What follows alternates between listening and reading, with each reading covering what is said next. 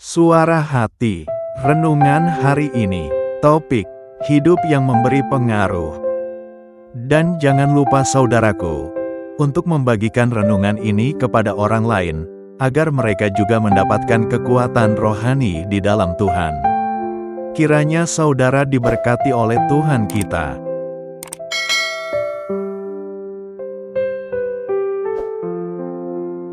Nas renungan kita hari ini, Yohanes 15 ayat 7 dan 8. Jikalau kamu tinggal di dalam aku dan firman-Ku tinggal di dalam kamu, mintalah apa saja yang kamu kehendaki, dan kamu akan menerimanya. Dalam hal inilah Bapa-Ku dipermuliakan, yaitu jika kamu berbuah banyak dan dengan demikian kamu adalah murid-murid-Ku. Saudaraku, di dalam Alkitab ada menunjukkan beberapa perumpamaan yang menggambarkan tentang peran orang percaya di dunia ini. Misalnya, perumpamaan tentang garam dan terang. Garam yang berfungsi memberi rasa dan juga membersihkan sesuatu, dan terang yang berfungsi menerangi tempat-tempat gelap. Tuhan menggunakan garam dan terang untuk memberitahu kita tentang pengaruh yang seharusnya dimiliki oleh kita, orang-orang percaya yang telah menerima firman-Nya dan menjadi murid-Nya di tengah-tengah dunia ini. Demikian juga dengan perumpamaan pokok anggur, kalaulah kita rantingnya, maka kita harus tetap melekat pada pokoknya. Ranting yang tidak mau melekat pada pokoknya pasti akan layu. Setiap ranting yang layu pasti akan dipotong oleh pemiliknya. Maka sudah seharusnya gaya hidup kita membuat orang berpikir tentang nilai orang percaya yang memuliakan Tuhan. Yang menjadi masalah bagi kita adalah, seringkali kita lupa kalau hidup kita sering lupa memberi pengaruh kepada orang lain, tetapi justru terbalik, malahan kita yang dipengaruhi.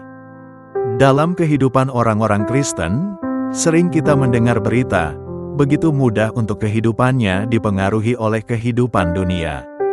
Dan tidak hanya kehidupannya, juga berpikirnya seperti orang-orang dunia, menerima standar-standar dunia, nilai-nilai duniawi, dan buah-buah duniawi.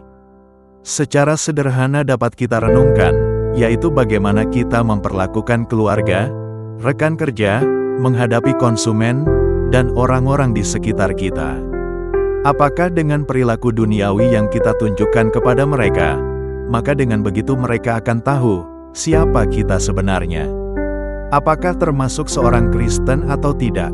Atau apakah kita termasuk di dalam orang-orang yang merendahkan atau menghina orang lain?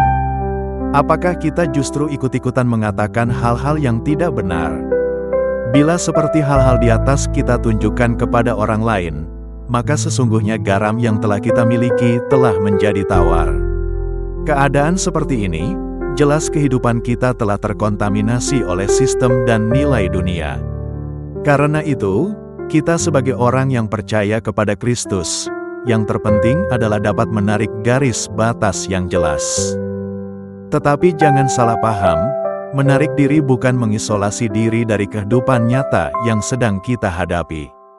Pemahaman tentang, kamu adalah garam dan terang dunia, kita diminta untuk dapat memberi pengaruh, selama kita dapat melakukan kontak kepada mereka. Garam akan selalu dapat memberi rasa pada benda yang disentuhnya. Kita tidak dapat berfungsi sebagai garam, kalau kita tetap berada di wadah garam. Oleh karena itu saudaraku, jadilah yang benar, sebagai garam sembari kita menebar pengaruh kepada mereka dalam menunjukkan buah-buah keimanan kita. Selama kita bergaul kepada mereka, kita harus tetap menjaga keintiman dengan baik kepada Tuhan. Selama kita terhubung baik pada pokok anggur Tuhan, kita tetap dapat melihat secara jelas, dan harus dapat menarik garis batas, agar kita tidak terpengaruh dengan sistem dan nilai dunia. Dengan demikian, kita dapat menerapkan nilai-nilai kebenaran dalam kehidupan kita sehari-hari dan nama Tuhan kita permuliakan.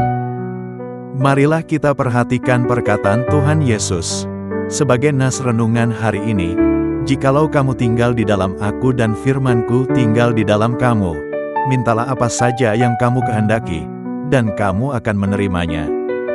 Dalam hal inilah Bapa-Ku dipermuliakan, yaitu jika kamu berbuah banyak dan dengan demikian kamu adalah murid-murid-Ku. Amin. Topik doa kita hari ini, yaitu kepada para korban begal agar mendapat kesehatan dan pelaku begal agar bertobat dalam perilakunya. Salam baik saudaraku, Tuhan Yesus memberkati kita.